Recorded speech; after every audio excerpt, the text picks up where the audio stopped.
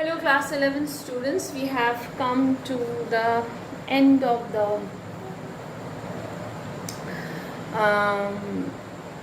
chapter and we see that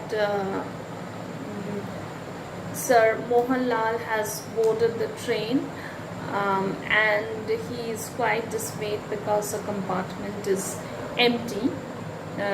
He wanted to start a conversation with the English people, and and so he in a very he's upset, and he goes by the goes and takes a window seat and he starts reading the Times.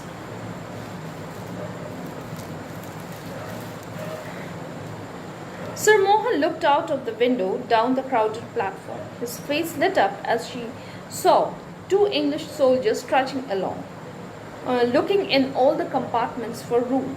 They had their haversacks slung behind their backs and walked unsteadily. Sir Mohan decided to welcome them, even though they were entitled to travel second class, only second class. He would speak to the guard. One of the soldiers came up to the last compartment and stuck his face through the window. He surveyed the compartment and noticed the unoccupied berth. So, what happened? Sir Mohan was very unhappy that there were no English people. But then, he looked out of the window, the crowded platform, and then he saw that there were two two English soldiers who were trudging along. Trudging along means they were walking in a very tired manner, and they had their heavy bags on their back, and they were searching for every compartment where they could get a seat. And as soon as Sir Mohan saw them, he sort of welcomed them. But they were not actually entitled to travel first class. They were entitled only to travel second class. But still, Sir Mohanlal thought that he would speak to the guard, and these soldiers, when they came to that compartment, they stuck their face through the window, and they noticed that it was an empty compartment. Air Bill. That is, here, come here. He shouted, one here. Okay, means come soon, Bill. There is one here. His companion came up and also looked in and looked at Sir Mohan. So his companion, that is, it was Jim who called Bill, and both Jim and Bill saw Sir Mohan. Get the nigger out, he muttered to his companion. So, get the nigger. Nigger refers to Negro, means here non-English. Okay, see the meaning, non-white person. Yes. So, this person should not be here. Just throw him out of this compartment. They opened the door and turned to the half-smiling, half-protesting Sir Mohan. So, they opened the door and they tried to get in. And reserved, yelled Bill. Janta reserved army force, exclaimed Jim, pointing to his khaki shirt. So, they kind of, opened the door, and they told that, you just get out of this. Told Sir Mohan, you just get out of this compartment because this is all reserved. And see, Janta Fauj, Janta Reserve Army Fauj. See, we are army people. So they thought that he was a native Indian. So they were trying to speak in Hindi that we are soldiers. Okay, it's reserved for us. You get out of this compartment. Exclaimed Jim, pointing to his khaki shirt. The typical color. Ekdam jao, get out. So they said that ekdam jao, means go out. I say, surely, protested Sir Mohan in his Oxford accent. So, now Sir Mohan started speaking and said, I mean to say, okay, yes, means he couldn't understand, what was happening. The soldiers paused. It almost sounded like English, but they knew better than to trust their inebriated ears. Inebriated means they were completely drunk.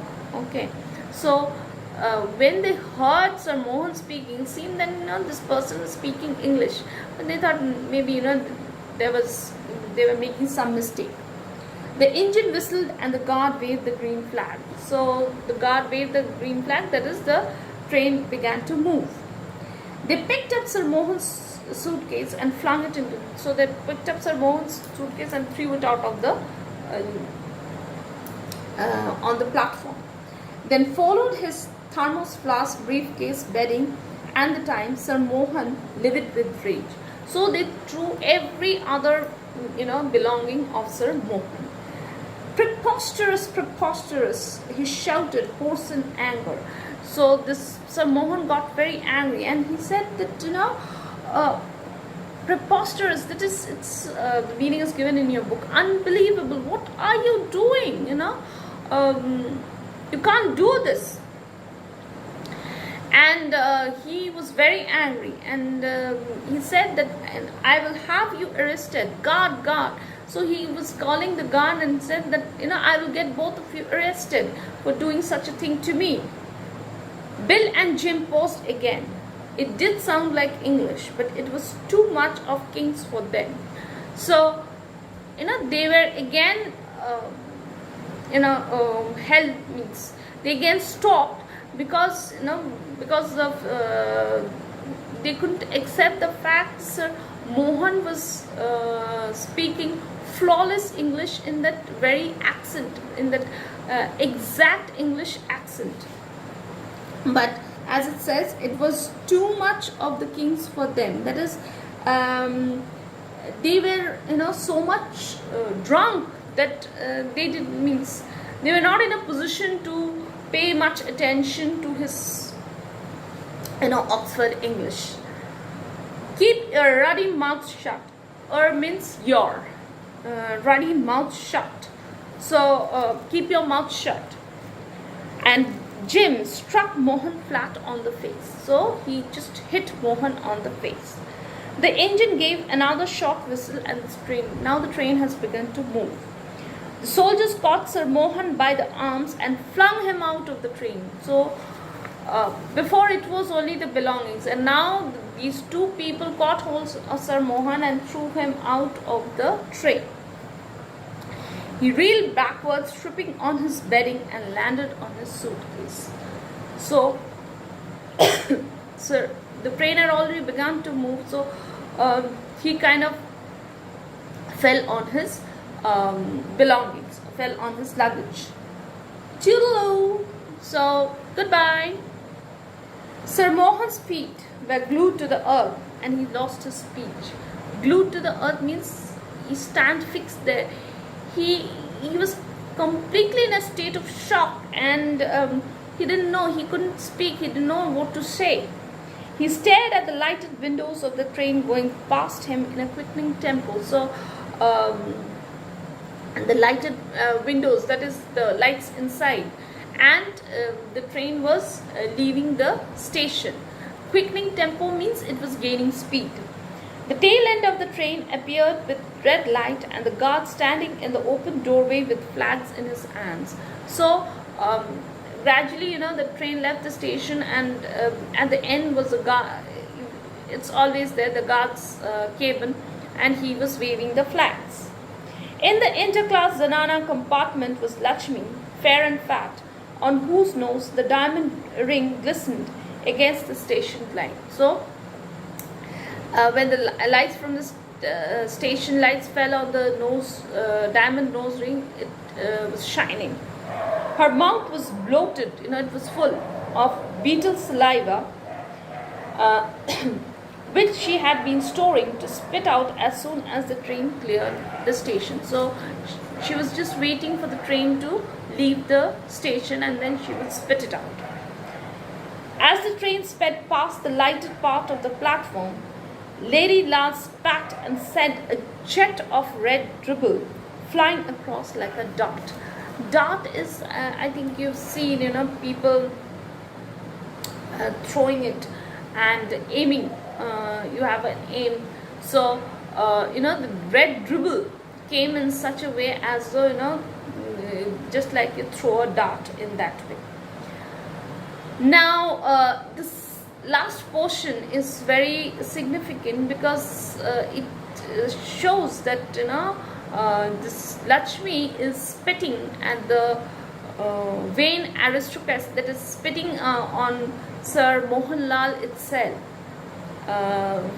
because now Mohanlal, so long he has hated his country, his culture, everything, and now he faces an identity crisis.